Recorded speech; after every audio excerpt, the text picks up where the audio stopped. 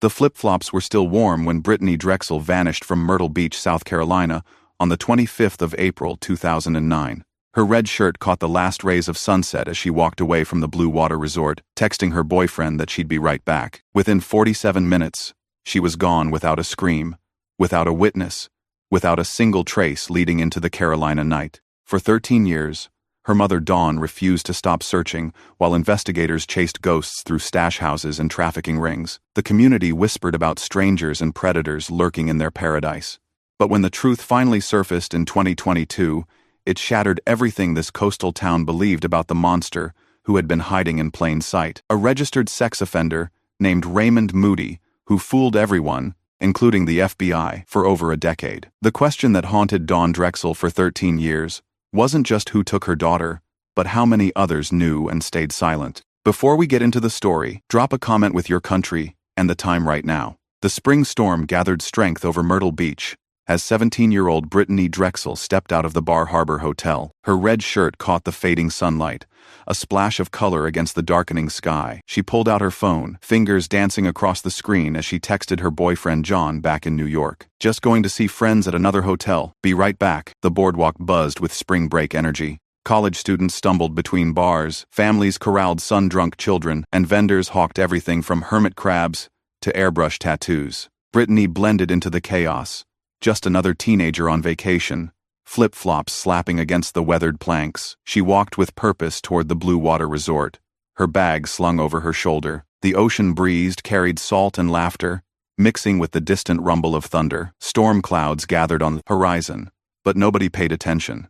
Spring break waits for no weather. At 8:45 p.m., security cameras captured Brittanee leaving the Blue Water Resort. She moved through the frame in 3 seconds, red shirt, dark hair, confident stride. The footage would be analyzed thousands of times over the next 13 years, investigators searching for clues in every pixel. She walked into the night air, her figure growing smaller until the darkness swallowed her completely. The storm rolled in an hour later, washing the boardwalk clean. By then, Brittanee Drexel had vanished without a trace. Miles away in Rochester, New York, Dawn Drexel was finishing dinner, unaware that her world had just cracked open.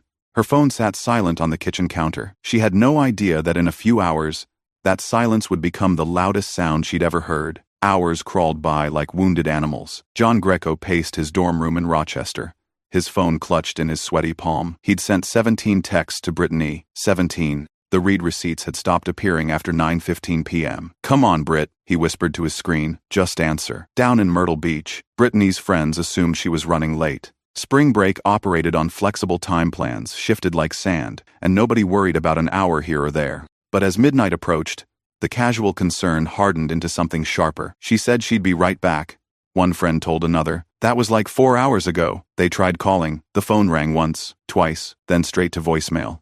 Brittanee's voice, bright and laughing. "Hey, you've reached Brittanee. I'm probably at the beach, so leave me a message, and I'll call you back when I'm done being awesome." The message had seemed cute when she recorded it. Now it felt like a ghost speaking. At 1 a.m., John's calls started going directly to voicemail without ringing. The phone was either dead or turned off. Neither option made sense. Brittanee's phone was her lifeline. She never let the battery die, and she definitely never turned it off during spring break. John's hands shook as he scrolled through their text thread. Their last exchange felt ordinary, mundane. She was going to see friends. She'd be right back. How could such normal words become the last communication between them? He called her friends in Myrtle Beach, his voice cracking. "Something's wrong," he told them. "Brittanee wouldn't just disappear. She wouldn't do this to me, to anyone." The friends exchanged glances. They'd all heard stories about spring break gone wrong, but this was Brittanee. Responsible Brittanee. Smart Brittanee. As dawn approached, John realized with terrible clarity something was terribly wrong. Dawn Drexel woke to her phone buzzing like an angry wasp. The clock read 6:47 a.m. No one called this early with good news. "Mrs. Drexel?" The voice was young, female, trembling. "This is Jessica. I'm here with Brittanee in Myrtle Beach. We can't find her." The words hit Dawn like cold water. She sat up in bed, her husband Chad stirring beside her. "What do you mean you can't find her? She went to see friends last night and never came back. Her phone's going straight to voicemail. We've looked everywhere." Dawn's bare feet hit the floor. She was already moving, already planning, already refusing to accept the unacceptable. "Have you called the police? We were hoping maybe she just, I don't know, met someone? Maybe she's sleeping it off somewhere? Call the police. Now, Dawn's voice carried the authority of a mother who'd spent 17 years keeping her daughter safe. "I'm coming down there." She hung up and turned to Chad, who was now fully awake. His face asked the question his mouth couldn't form. "Brittanee's missing," Dawn said simply. The words felt foreign on her tongue, like speaking a language she'd never learned. Within an hour, Dawn had booked a flight to Charleston. She threw clothes into a suitcase without looking at them, her hands moving on autopilot while her mind raced through possibilities. Maybe Brittanee met someone. Maybe she lost track of time. Maybe her phone died and she couldn't find a charger. Maybe. But Dawn knew her daughter. Brittanee was responsible. She checked in. She answered her phone. She didn't vanish into the night without explanation. At the airport, Dawn clutched Brittanee's senior portrait against her chest. The photo showed her daughter's bright smile, the same smile that had lit up their kitchen just 3 days ago. Brittanee had been so excited about spring break, so happy to finally have some freedom. "I'll find her," Dawn whispered to the photo as the plane lifted off. "I promise, baby. Mama's coming." Dawn stepped off the plane into humid Carolina air that smelled of salt and panic. The Myrtle Beach Police Department had already begun organizing search efforts, but their initial optimism was fading fast. "Mrs. Drexel," Detective Mike Wallace extended his hand. His grip was firm, but his eyes held the careful sympathy cops reserved for worst-case scenarios. "We're doing everything we can." Within hours, the beach transformed into a massive search grid. Volunteers arrived in waves. Locals, vacationers, college students who'd heard the news. They spread across the sand like ants, calling Brittanee's name until their voices grew hoarse. Search dogs worked the shoreline, their handlers following behind with grim concentration. The animals moved with purpose, noses to the ground, occasionally pausing to investigate scents that led nowhere. Helicopters thumped overhead, their searchlights carving bright circles in the darkness. Dawn walked every inch of sand herself, her eyes scanning for anything. A flip-flop, a hair tie, a piece of red fabric. Other mothers might have stayed behind, letting professionals handle the search. Dawn wasn't other mothers. "She's here somewhere," Dawn told a volunteer. "She has to be." The volunteer, a local woman with kind eyes, squeezed Dawn's shoulder. "We'll find her, honey.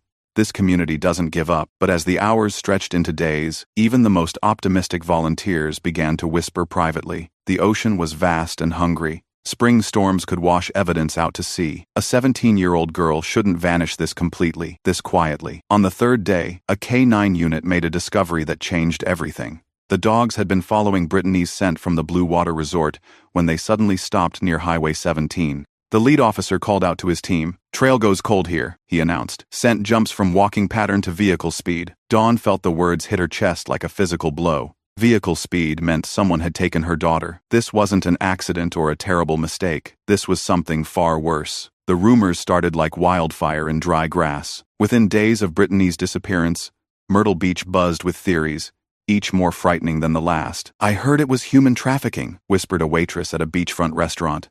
"They target young girls during spring break." "My cousin's friend saw suspicious vans near the hotels," added a local mechanic.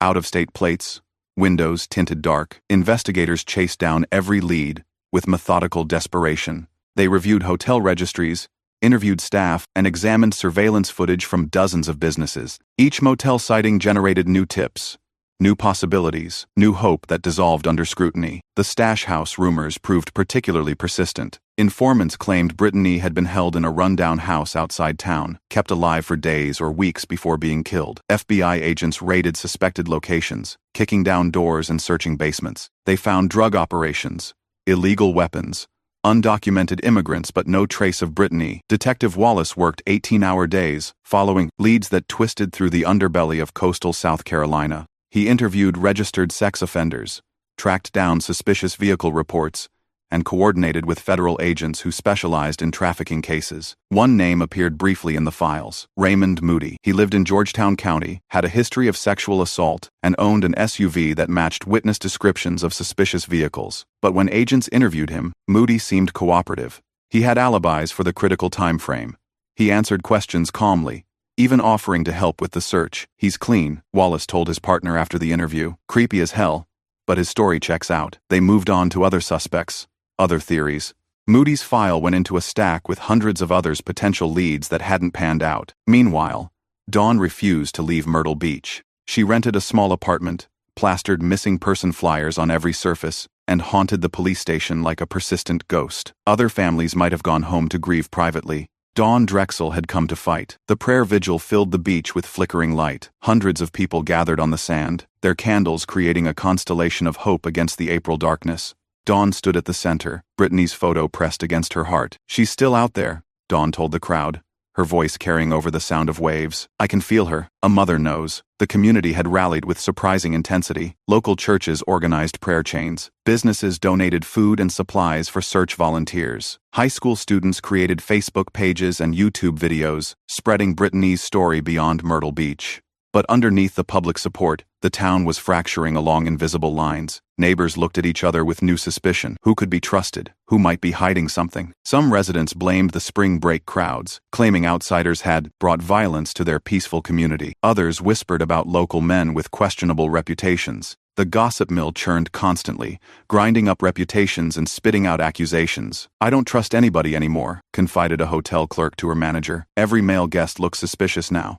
Every conversation feels dangerous." The police tried to maintain order, but paranoia was contagious. Tips flooded in from residents reporting suspicious behavior from neighbors they'd known for years. A man walking his dog at night became a prowler. A delivery truck parked too long became a kidnapper's vehicle. Dawn watched the town tear itself apart with growing frustration. All this energy, all this suspicion, and still no concrete leads. Still no Brittanee. At the end of the vigil, Dawn made a vow that would define the next 13 years of her life. She whispered the words into the ocean breeze, her voice barely audible but her conviction absolute. "I will not leave here without her. Whatever it takes, however long it takes, I'm not going home until she comes home with me." The candles flickered in the wind, but they didn't go out. Neither would Dawn's determination. May arrived like a cruel joke. The spring break crowds departed, leaving behind empty beer bottles and faded hope. News vans packed up their equipment and moved on to fresher tragedies.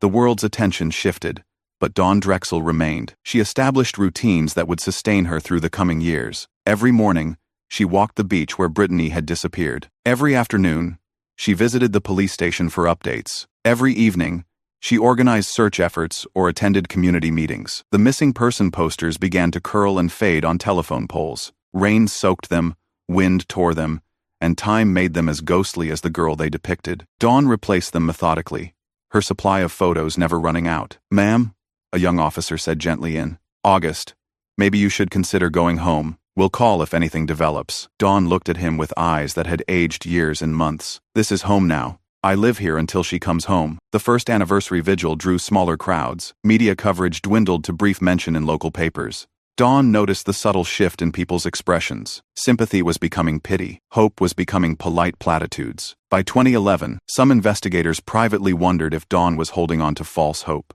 The case had gone cold despite massive efforts. No body, no crime scene, no reliable witnesses. Brittanee had simply evaporated, but Dawn's faith never wavered.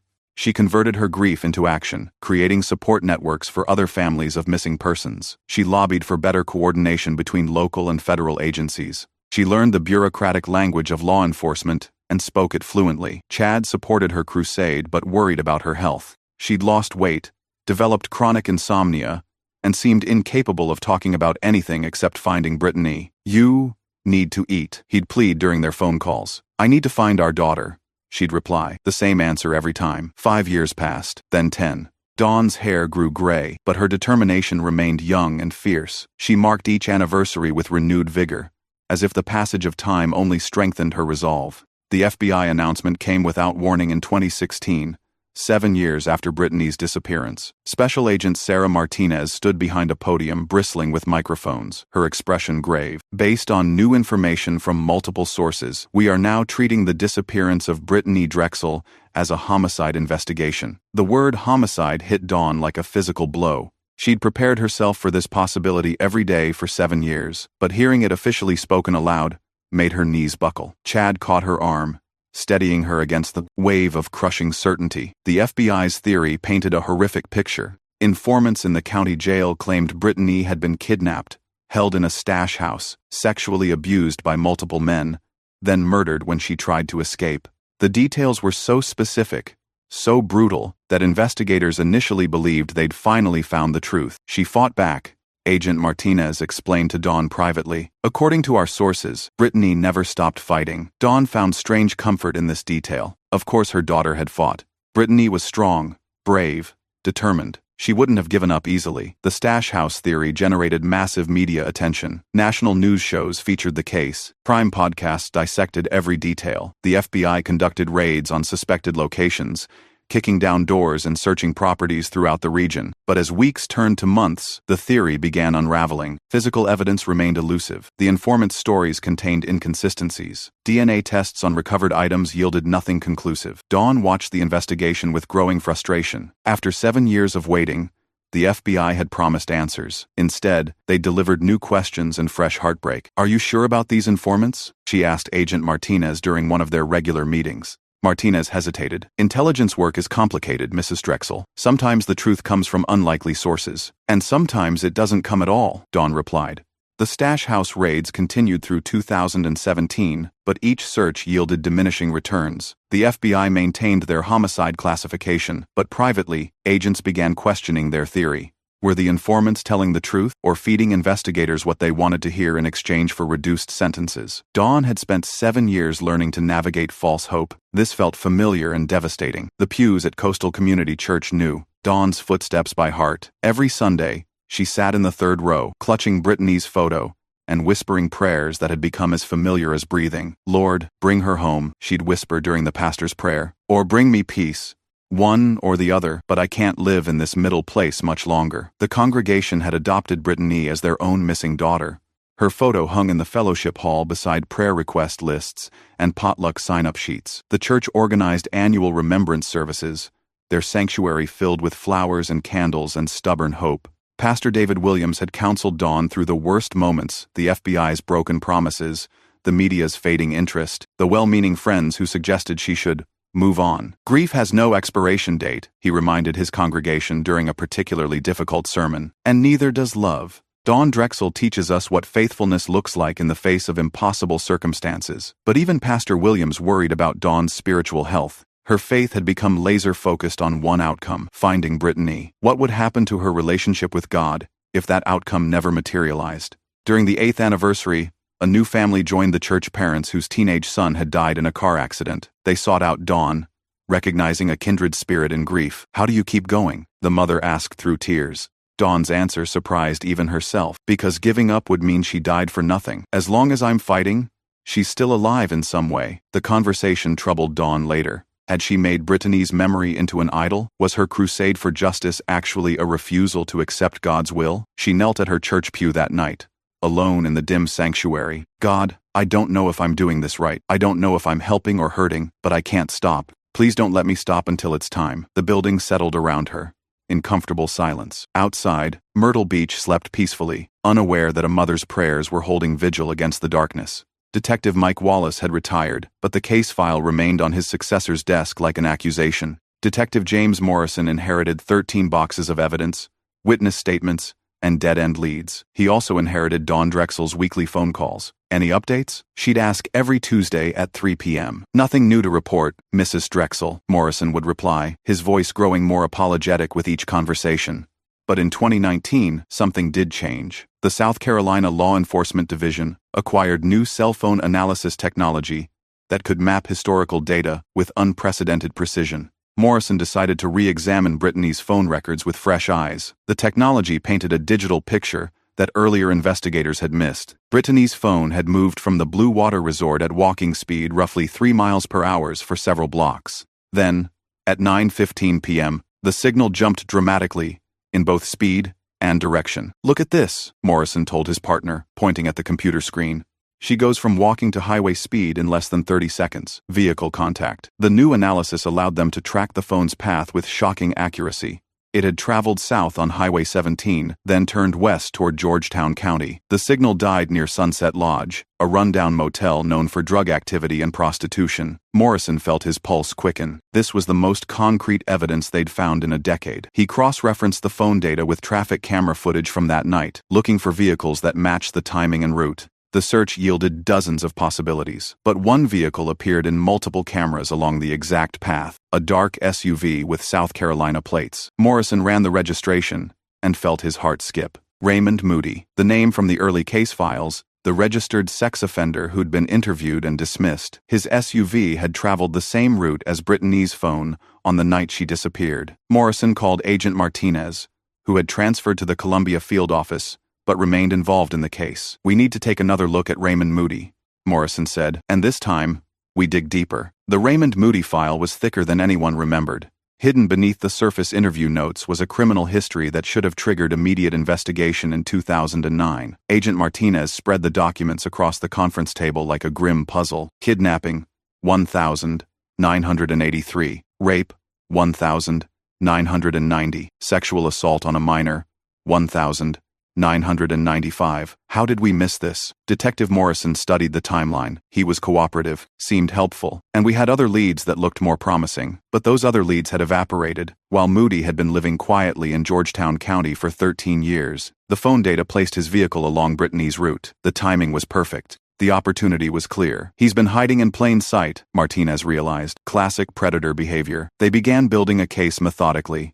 Moody worked as a mechanic, had limited social media presence, and lived alone in a house surrounded by woods. Neighbors described him as quiet, helpful, unremarkable, exactly the kind of man who could commit terrible crimes without attracting attention. The investigators discovered that Moody had been questioned multiple times over the years about various crimes. He always had explanations, always seemed cooperative, always made investigators feel foolish for suspecting him. "He's good at this," Morrison observed. 13 years of practice. They placed Moody under surveillance, documenting his routines and associates.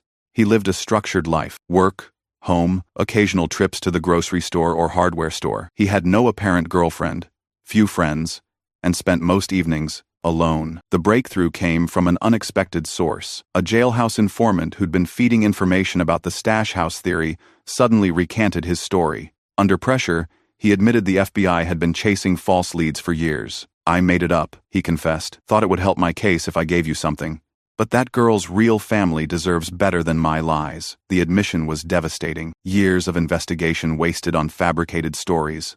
But it also cleared the way for investigators to focus on solid evidence. And all the solid evidence pointed to Raymond Moody. The 4th of May, 2022, 13 years and 9 days after Brittanee disappeared. The arrest warrant was signed at dawn, and by 7 a.m., law enforcement vehicles surrounded Raymond Moody's property. Agent Martinez knocked on the door while SWAT officers positioned themselves around the house. Moody answered in boxer shorts and a t-shirt, looking genuinely surprised to see federal agents on his porch. "Raymond Moody, you're under arrest for obstruction of justice in the death of Brittanee Drexel." The charge was strategic. They needed Moody in custody while building the murder case.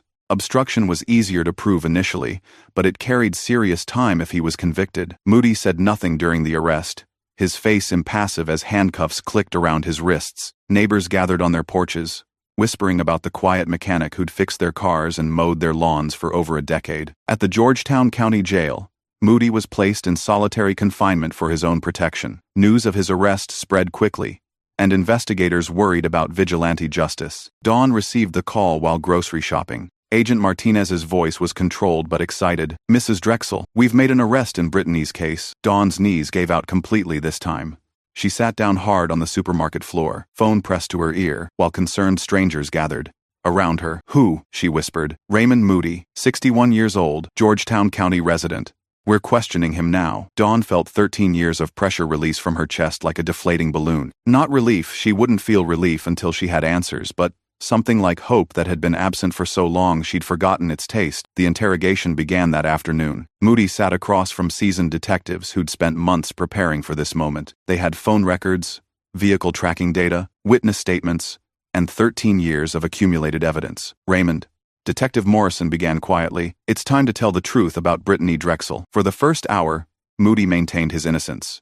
But as evidence mounted, and escape routes closed, his resolve began cracking like ice under pressure. The confession came at 11:47 p.m. on the 5th of May 2022. After 18 hours of interrogation, Moody had been holding out, maintaining his innocence even as evidence piled up around him like accusatory fingers. "I want to make a deal," he finally said, his voice barely audible. Agent Martinez and Detective Morrison exchanged glances. They'd been waiting for this moment for hours, but neither felt victorious. The truth they were about to hear would devastate a family that had been clinging to impossible hope. "Tell us what happened to Brittanee," Morrison said simply. Moody's confession was methodical, delivered in a flat monotone that made the horrific details even more chilling. He'd seen Brittanee walking alone near his hotel. He'd offered her a ride, claimed he was heading back toward her resort. She got in the car, he said, seemed grateful for the ride. Instead of driving toward her hotel, Moody had taken Brittanee to his house in Georgetown County. He'd raped her, held her overnight, then strangled her when she tried to escape the next morning. "Where is she now?" Martinez asked. Moody gave them directions to a wooded area near and his property. He'd buried Brittanee in a shallow grave, covered her with leaves and branches, and returned to his normal routine as if nothing had happened. The confession filled 17 pages of transcript. Every word was another nail in the coffin of hope Dawn had been carrying for 13 years. Their daughter hadn't escaped to start a new life. She hadn't been rescued by Good Samaritans. She'd been murdered within hours of her disappearance. As dawn broke over Georgetown County, forensic teams prepared to search the location Moody had described. They brought ground-penetrating radar, cadaver dogs, and 13 years of pent-up determination. Agent Martinez called Dawn from the search site. "Mrs. Drexel, we're about to begin recovery operations. Do you want to come here? Or would you prefer to wait at home?"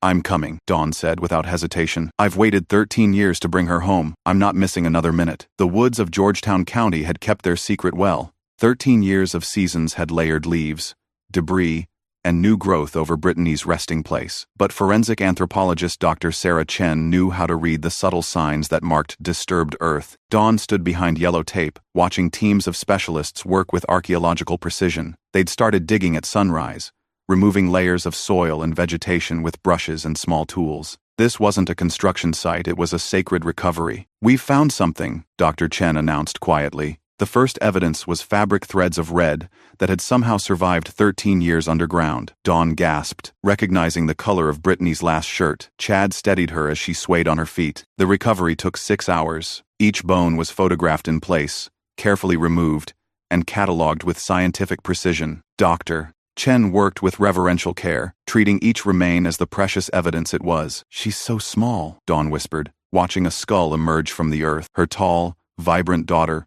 reduced to fragments that fit in evidence bags. But DNA doesn't lie, and the tests confirmed what everyone already knew. After 4,748 days, Brittanee Drexel was coming home. Agent Martinez approached Dawn as the forensic team finished their work. "Mrs. Drexel, I need to prepare you for what comes next. The legal process, the media attention, the trial, it's going to be intense." Dawn nodded, her eyes never leaving the excavation site. "I've been preparing for 13 years. The news broke within hours.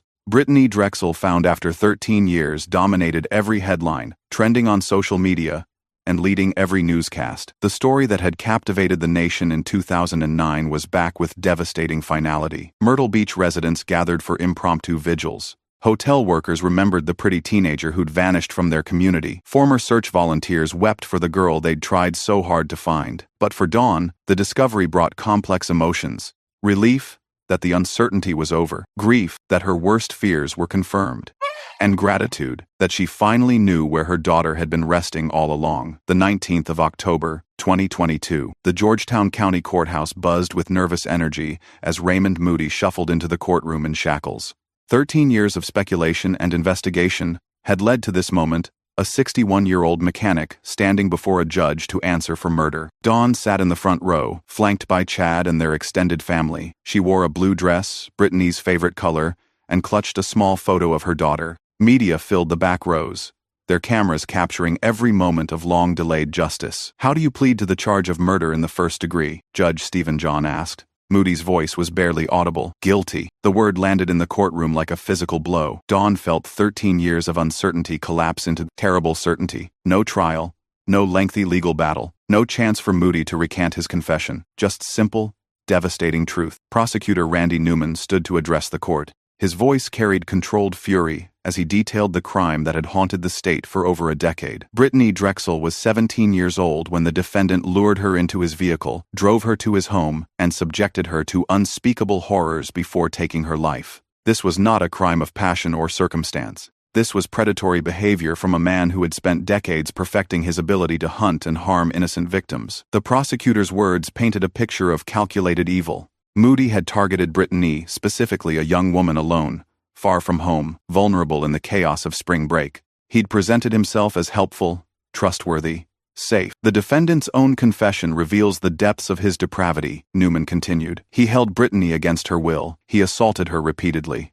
And when she showed the courage that defined her short life when she fought back and tried to escape, he murdered her to cover his crimes. Defense attorney David Ayler spoke briefly, offering no excuses for his client's actions. Mr. Moody recognizes the enormity of his crimes and the pain he has caused. He accepts full responsibility and throws himself on the mercy of this court, but mercy was in short supply. The courtroom gallery was filled with people who'd spent 13 years wondering, searching, and hoping. Their faces showed no forgiveness, only the grim satisfaction of finally seeing justice served. Moody himself sat motionless throughout the proceedings, his face a mask of resigned acceptance. When given the opportunity to speak, he stood slowly and turned toward Dawn. "I was a monster then," he said in a voice barely above a whisper, "and I am a monster now. There's nothing I can say that will bring back your daughter or ease your pain. I'm sorry." The apology felt hollow, inadequate, 13 years too late, and infinitely too small for the magnitude of his crimes. Dawn Drexel approached the witness stand with steady steps that belied the trembling in her hands. For 13 years,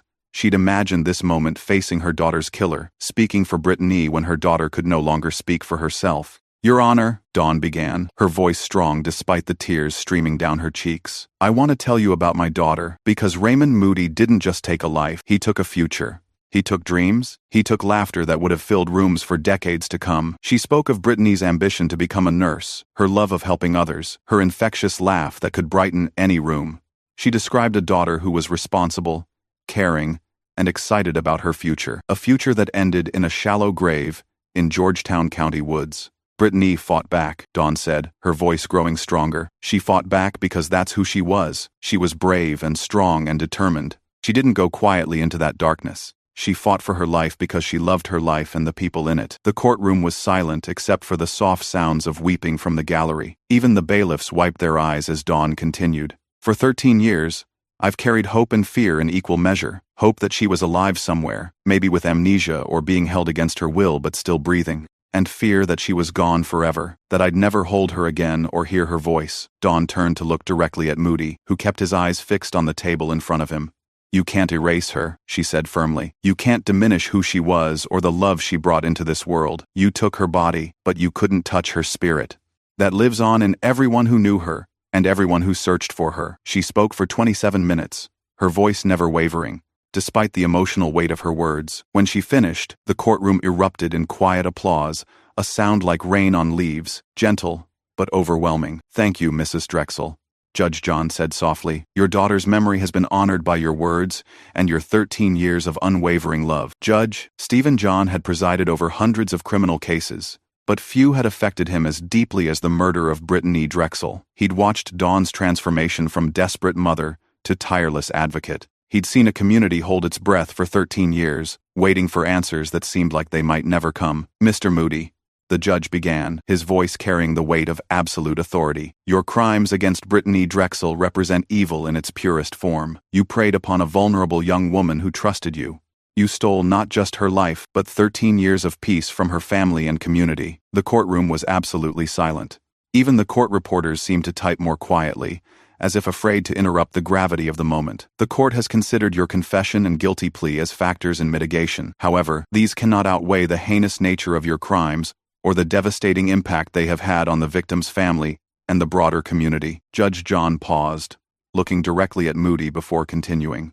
"For the murder of Brittanee Drexel, I sentence you to life imprisonment without the possibility of parole. For the kidnapping charge, I sentence you to 30 additional years to be served consecutively. For the sexual assault charges, I sentence you to 20 additional years, also to be served consecutively. The mathematics of justice, life plus 50 years. Moody would die in prison, never again walking free among the people he'd terrorized. This court hopes that today's sentence brings some measure of closure to the Drexel family and to the community that has suffered alongside them for 13 years. As bailiffs led Moody away, he looked once more toward Dawn. She met his gaze steadily, her eyes dry, and her expression resolute.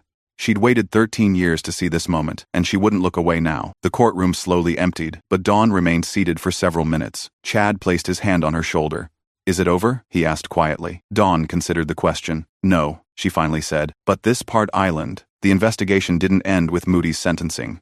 FBI agents continued digging into the case, uncovering layers of deception that had prolonged Brittanee's family's suffering for over a decade. Agent Martinez discovered that Angel Cooper Vaz, Moody's on-and-off girlfriend, had been questioned multiple times during the original investigation. Each time, she'd claimed no knowledge of Brittanee's disappearance or Moody's whereabouts on the 25th of April 2009. "She looked us straight in the eye and lied," Martinez told her supervisor. "For 13 years, she protected a child killer." Phone records revealed that Vaz had been in contact with Moody throughout the night Brittanee disappeared. Text messages showed her asking about his location, his activities, and whether he needed help with anything. More disturbing still, investigators found evidence that Vaz might have been present when Moody brought Brittanee to his house. Neighbors reported seeing a woman matching Vaz's description near Moody's property the day after Brittanee vanished. Did she participate in the actual crime? Agent Martinez wondered aloud. Or was she just an accessory after the fact? The distinction mattered legally, but both scenarios painted Vaz as someone who had chosen to protect a predator rather than seek justice for his victim. In September 2024, federal agents arrested Vaz at her home in Georgetown County. She was charged with lying to federal investigators, a crime that carried up to 5 years in prison. The news hit the Myrtle Beach community like a second earthquake. Many residents remembered Vaz from the early days of the investigation. She'd seemed helpful, concerned, even sympathetic to the family's plight. How many people knew? Dawn asked Agent Martinez during a phone call. How many people could have ended our nightmare years ago but chose to stay silent? The question haunted the investigation team. How many others had suspicions about Moody but never spoke up? How many warning signs were ignored or dismissed? Dawn felt a familiar anger building not just at Moody for his crimes, but at everyone who had enabled those crimes through silence, denial, or willful blindness. February 2025. The civil courthouse in Charleston buzzed with activity as the Drexel family's wrongful death lawsuit finally went to trial. After criminal justice had been served, Dawn and Chad sought a different kind of accountability, one measured in dollars and institutional change. Attorney Lisa Chen stood before the jury, her voice carrying the accumulated pain of 15 years of legal battle. "Ladies and gentlemen, this case is about more than money. It's about forcing institutions to acknowledge their failures and implement changes that could prevent future tragedies." The lawsuit named multiple defendants: the hotels where Brittanee had stayed, the security company that managed surveillance systems, and the property management firms that had employed Raymond Moody despite his criminal history. The case against the hotels centered on inadequate security measures. Brittanee had been able to walk alone from one resort to another late at night, through areas known for criminal activity, without any security personnel intervening. The defendants profited from spring break tourism while refusing to invest in basic safety measures, Chen argued. They created an environment where predators could operate freely, and innocent young people were left vulnerable to attack. The defense attorneys pushed back hard, arguing that no reasonable security measures could have prevented a random act of violence. Brittanee was an adult who made her own choices, including the decision to walk alone at night. But the prosecution had a powerful witness, Dawn Drexel herself. "I'm not asking for money to replace my daughter," Dawn testified. "Nothing can do that. I'm asking for accountability. I'm asking these companies to admit that they could have done more to protect the young people they profit from." The civil trial lasted 3 weeks. Witnesses included former hotel employees, security experts, and other families who had lost loved ones to violent crime during spring break. The jury deliberated for 8 hours before returning with a verdict that stunned the legal community. $700 million in damages, split among the various defendants. The astronomical award was largely symbolic. Most defendants couldn't pay such amounts. But the message was clear. Institutions that profit from youth tourism have a responsibility to protect their customers. The beach at Myrtle Beach looked different under the glow of 1,000 candles. This wasn't a vigil for a missing girl anymore. It was a celebration of justice finally served, and a community finally beginning to heal. Dawn stood at the water's edge, holding a framed photo of Brittanee that had become as familiar to the crowd as their own family pictures. But tonight, her expression was different, still sad, still marked by 13 years of grief, but also peaceful in a way that had seemed impossible for so long. Brittanee would have been 30 years old today, Dawn told the gathering. She would have been a nurse, probably working with children. She would have been married, maybe with kids of her own. That future was stolen from all of us. The crowd, hundreds of people who had searched, prayed, and waited alongside the Drexel family, listened in respectful silence. Many had their own stories of how Brittanee's case had changed their lives, made them more aware of danger, more protective of their children, more grateful for ordinary safety. But evil didn't win, Dawn continued. Raymond Moody took her life, but he couldn't take her impact. Look around you. Look at this community that refused to forget her. Look at the changes we've made to protect other young people. That's Brittanee's legacy. Local churches had organized the memorial service, but it had grown beyond any single faith tradition. Baptists stood beside Catholics, beside Muslims, beside people of no particular faith at all. They were united by something deeper than doctrine, the shared experience of loss, and the collective commitment to remembrance. Pastor Williams offered a prayer that encompassed 13 years of unanswered questions finally resolved. We thank you for bringing Brittanee home, even though it wasn't the homecoming we hoped for. We thank you for justice, even though it came later than we wanted. And we ask for continued healing for all who loved her. As the formal ceremony ended, people began releasing white lanterns into the night sky. The lights rose slowly, carried by ocean breezes toward the stars. Each lantern carried a prayer, a memory, or a promise to keep Brittanee's story alive. The auditorium at Charleston Southern University was packed beyond capacity. Students, faculty, and community members had come to hear Dawn Drexel speak about her 13-year journey from devastated mother to national advocate for missing persons. I never wanted to be a public speaker, Dawn began, her voice carrying easily to the back rows. I wanted to be a nurse's mother, maybe a grandmother someday, but life doesn't always give us the roles we choose. Her presentation was part memorial, part cautionary tale, and part call to action. She spoke about the failures that had allowed Raymond Moody to remain free for 13 years after Brittanee's murder. She detailed the institutional changes needed to better protect young people, especially during high-risk situations like spring break. Brittanee trusted a stranger who seemed helpful, Dawn explained. She was raised to be polite, to accept help when it was offered, to see the good in people. Those aren't bad qualities, they're beautiful qualities.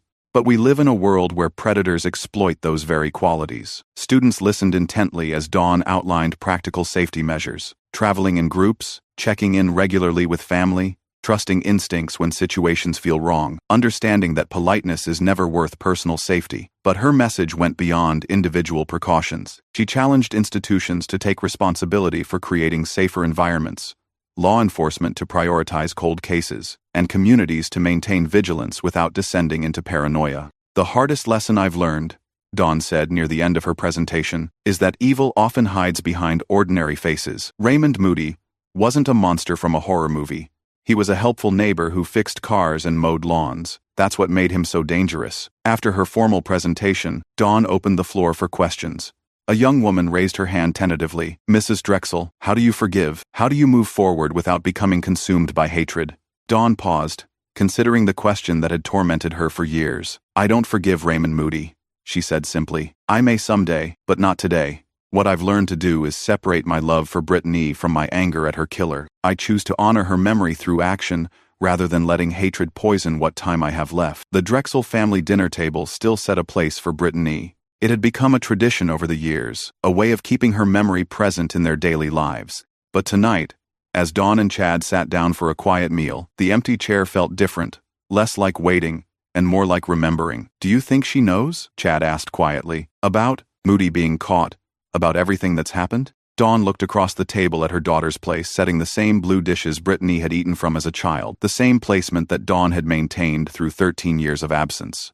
I think she's been with us all along, Dawn replied. I think she guided us through the worst parts, helped us find the strength to keep going when we wanted to give up. They ate in comfortable silence, something that had taken years to achieve. For so long, every meal had been interrupted by phone calls from investigators, reporters, or well-meaning friends. Every conversation had centered on the search, the case, the endless uncertainty. I started writing a book, Dawn said suddenly, about everything. The search, the waiting, finding Moody, the trial. I want people to understand what families go through when someone disappears. Chad nodded. He'd watched his wife transform from a grieving mother into a fierce advocate, channeling her pain into purpose.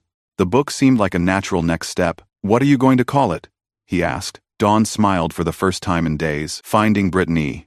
Not just about finding her body, but about finding all the pieces of her story that were hidden for so long. After dinner, they walked to their backyard garden, where Dawn had planted a memorial rose bush years earlier. The bush had struggled initially, reflecting their own grief, but had eventually grown strong and healthy. Now it bloomed reliably each spring, bright red flowers that reminded them of Brittanee's vibrant spirit. She would be proud of what you've accomplished, Chad said, putting his arm around his wife's shoulders. Dawn leaned against him, feeling the truth of his words. Their daughter's death had been senseless, evil, and devastating. But the response to that death, the community that rallied, the changes implemented, the other families helped, that would have made Brittanee proud. Herald's front-page layout told the story in headlines spanning 15 years. Local teen, missing during spring break. The 27th of April, 2009. Search continues for Brittanee Drexel. The 15th of May, 2009. FBI treats Drexel case as homicide. The 3rd of August, 2016. Remains found in Drexel case. The 7th of May, 2022. Moody sentenced to life plus 50. The 19th of October,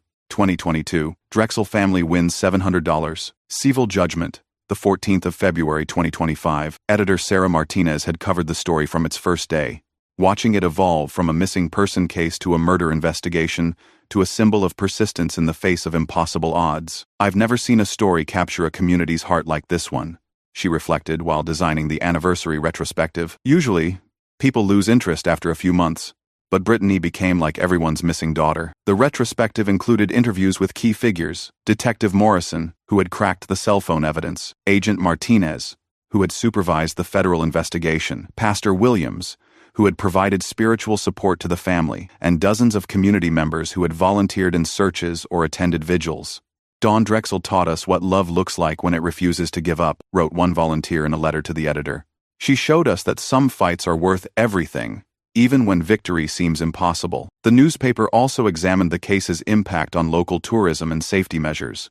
Spring break crowds still flocked to Myrtle Beach, but hotels now provided better security.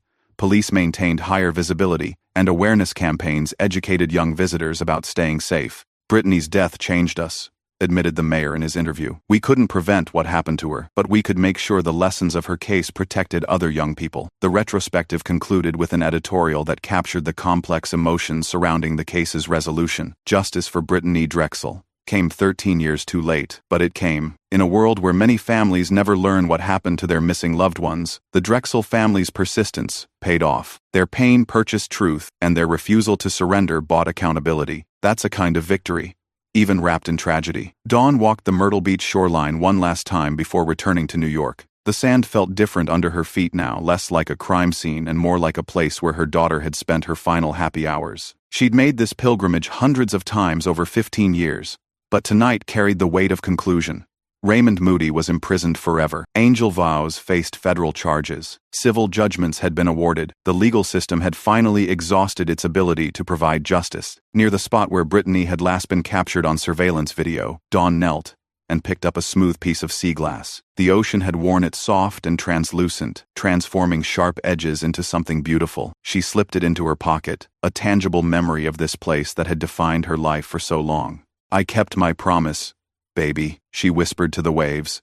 I didn't leave without you. Other families had joined her journey over the years, parents of missing children who found hope in Dawn's persistence, siblings who found strength in her example, friends who found purpose in her cause. They'd created an informal network of support that extended far beyond Brittanee's case. Tomorrow, Dawn would fly home to Rochester. She'd return to a house where Brittanee's room remained exactly as she'd left it in 2009. Teenager posters on the walls, clothes in the closet, homework assignments still scattered on the desk. For years, Dawn had maintained the room like a shrine, hoping her daughter would somehow return to reclaim it.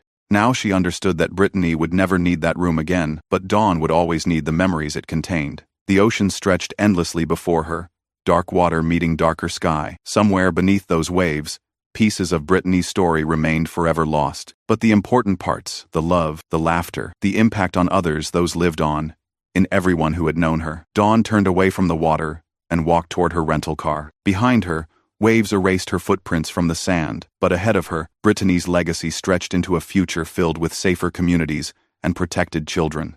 The Drexel family gathered at Myrtle Beach one final time as a family united in both grief and resolution. Dawn, Chad, and their extended family walked the boardwalk where Brittanee had taken her last steps 15 years earlier. The tourist season was in full swing. Young people Brittanee's age walked in groups, their laughter mixing with the sounds of surf and seagulls. Dawn watched them with protective eyes, grateful that most would return home safely to families who would never know the terror of uncertainty. She saved others, Chad observed, nodding toward a group of college students who were clearly following safety protocols, staying together, checking in with each other, maintaining awareness of their surroundings. Her story taught them to be careful, Dawn nodded, finding comfort in the observation.